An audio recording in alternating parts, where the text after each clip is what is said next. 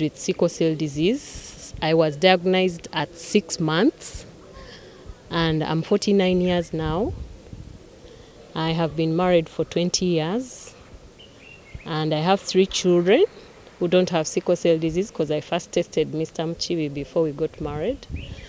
We have 3 children in this marriage and our oldest is 18 years, followed by a 10-year-old, and our baby is 7 years old.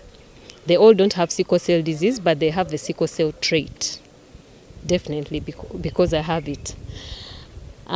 So they've asked me about the experience living with sickle cell disease and probably the cost attached to it. I can say the experience is a very tough road, especially us who grew up when there was no research. Even the clinicians at that time did not know what to do. I'm told by my parents that the doctor who tested me told them that they should break up because they should never have they will never have a child without sickle cell disease, and that they shouldn't invest much in me because I was not going to grow. They were told that they need to maybe take me to a simple primary school because I was going to die early. But I call my dad a hero. They passed on though, both of them. For him, he said, okay, if she's going to die early, let's stay together. We love her. We give her everything. She dies a happy child. And I always tell people that if I grew up with my father alone, I'll be a spoiled child. But my mother, on the other hand, was a tough mother. So she brought me up like a normal child. She would discipline me the way she would discipline others. They had 4 children together, and still I was the only child with sickle cell disease. My dad had 17 children, and I was 1 in 17. But they gave me everything. They would keep all the appointments in Mulago. They would buy me food supplements. I was always on a special diet. I remember I was in a day school from baby class to senior 6, but I had the biggest bag in the school because my mom used to pack for me juice 3 liters every day, and I had to do that. She used to pack for me food. I never ate school food, not even in Makerere. Even in Makerere, I didn't eat school food. So you see that my parents were putting in a lot just to make sure I'm well. So on top of the routine meds that we take, the medicines that we take, for her she used to give me food supplements. She would buy for me supplements to boost my immunity system.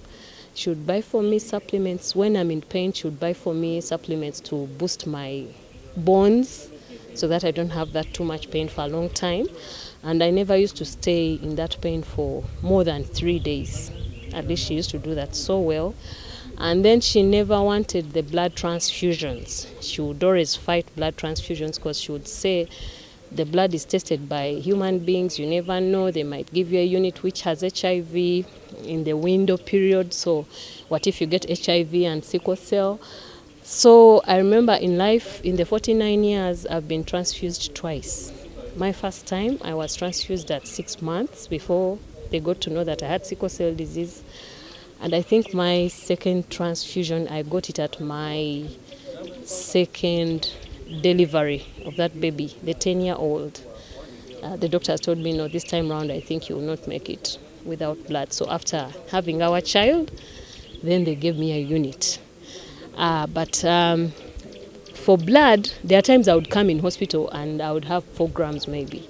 So I needed a transfusion. My mother would refute, and always the doctors would say, now she has gone to kill that child. But we would go home and use 2 things. Either we would use, there's a local herb called muzukizi. It is green in color, but when you boil it, it turns red. The water is like blood itself. And then there she would even bring a stick. She tells you, I have boiled muzukizi 2 liters. You're supposed to take this muzukizi in 2 days. So you'll have to take it in 2 days. If you are 4 grams, she takes you back to hospital after 2 days, you're 7.5. And the doctors would ask, what have you done to the child? She would say, nothing. Because you know the doctors will always fight and say, how can you give herbs? Do they work? They are herbs that work. And then sometimes we would use beetroot. Beetroot is well researched. We would use it fresh. She would just blend it in juice, or I'll take it with like fruit salad. So it also would work. So there are things I've been using, but otherwise I would miss school a lot, especially during the cold weather. Sometimes you would break down, you're admitted, you're doing exams, they're fine exams, and then by the time you come back, the reports have already been done. I remember the promotion exams in P6. I came back when we are like 2 days to get holidays, and I had not done the papers.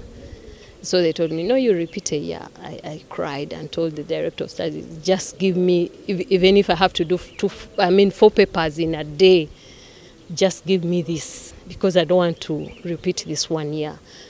So they gave me the 2 days, I did the papers, I passed the pass mark, and I went to P7. But on the other hand, my father would always tell me, you don't study, don't worry, why do you even hustle? After all, you have sickle cell disease. For me, I'll build for you a house, I'll buy for you a car, I'll start a business for you. Even when I was going to get married, he said, no, you can't get married, no man can love you like I am loving you, and probably this man will kill you. So he was telling me that he wants to sell all he has. I come back to Makerere, I do my master's, I do my PhD, and probably after PhD, then there I can get married. I told him, Dad, you know what? I don't care even if I get married for a day. I just want to break that barrier of sicklers don't get married. Can I get married? If that man chases me, I'll come back. So I went out like I was just dropping in the ocean. I didn't know the depth of the water. But I'm glad Mr. Mchibi has really not changed his mind. For 20 years, he's still the same man. And unfortunately, my father got cancer of the esophagus 3 years, I think. I was 2.5 years in marriage, and he died. So maybe if I waited for his PhD and master's for me to get married, I wouldn't be married today. So some of the things that affect us are the social issues. And health is bad, but the social issues are also so many. Because I remember the first time I came out publicly to tell people I have sickle cell disease, everyone was like, you have brought a curse to your family. How can you come out and talk publicly? No one will ever marry from your family. People will be isolating you. So it was so negative. But I asked myself 2 questions. Did my parents ever apply for a sickle cell baby? No. Did myself ever apply for sickle cell disease from God? No. So I said, I don't care. I'll say I have sickle cell disease. You either want me, you stay around. If you don't, you go. Because this is not something I'm going to change. And I didn't want it. So I'm happy today that now we are getting so many people on board to come and say I have sickle cell disease. In terms of money, sickle cell disease is more of a mindset disease. We have 2 types of patients or families. We have those families that think that if we don't have money, then we can't raise a child with sickle cell disease. And even patients, they think when they don't have money, when they don't have medicine, they can't survive. And then we have this other type of patients, like me, who feels that for me, whether I have money or not, I will survive. Unless God wakes up and says, okay, Ruth, end here. There I will go. Why? Because those that think that it is about money, they are always out looking out for the new medicines that have come on the market. They are always out saying, okay, how much money do I need to maintain myself? Yet for us who think it's not all about money, we are looking out for what are those simple, cost-effective interventions that we can live with for us to live a full life with sickle cell disease. And the basics are affordable by everybody. I can give you an example. Taking fluids. If you have sickle cell disease and you're 12 years and below, a day you need to take fluids 3 liters. Those are 6 tampecos for people, we tell people. I think any family, even the poorest in Uganda, can afford that. Because whether you take tea, you take water, you take juice, you take that one, any family will afford. You don't need a lot of money. Then for us who are 13 and above, we are supposed to be taking 5. How do I do that? When I wake up in the morning, I first take a whole bottle of, or a big cup of hot water before I even brush. Go do my stuff, brush. I take a cup of tea, a big one, that is already a liter done. Before I go to office, I work with Sickle Cell Association. I take another cup of juice. So by the time I leave home, I have already taken my 1.5 liters. At office, I go with 2 liters of juice. So by 5, I have taken another 3.5. So by the time before dinner, I will have taken the other 1.5. So I have taken my 5. So when that cell is coming to block for me to get a crisis, there will be some fluid to flush it out before I get that pain. So you'll find that for me, I take 10, 15 years without getting one painful crisis because I know how to prevent. So I'll not need money to buy medicine because I'm not in pain. The other thing that triggers is the cold weather. Majority of sicklers, almost 99% of hospital admissions come from the cold weather. You ask them 24 hours before you got this pain, what happened? They'll tell you the rain got me on the way, I woke up so early, I touched cold water in the morning. So prevent that. Don't do that during the cold season. That is simple. You don't need money to do that. Then you need to have fresh fruits and vegetables every day in your meal. Actually, when I'm talking to the parents with young children, I always tell them, don't grow flowers in your gardens, grow fruits, grow vegetables. This is not rocket science. It's very cheap to buy maybe an avocado fruit and plant it. Within 3 years, you'll be harvesting. So some of these things are common sense and logic for you to survive better with sickle cell disease. Then don't over exercise. Don't do heavy duty work.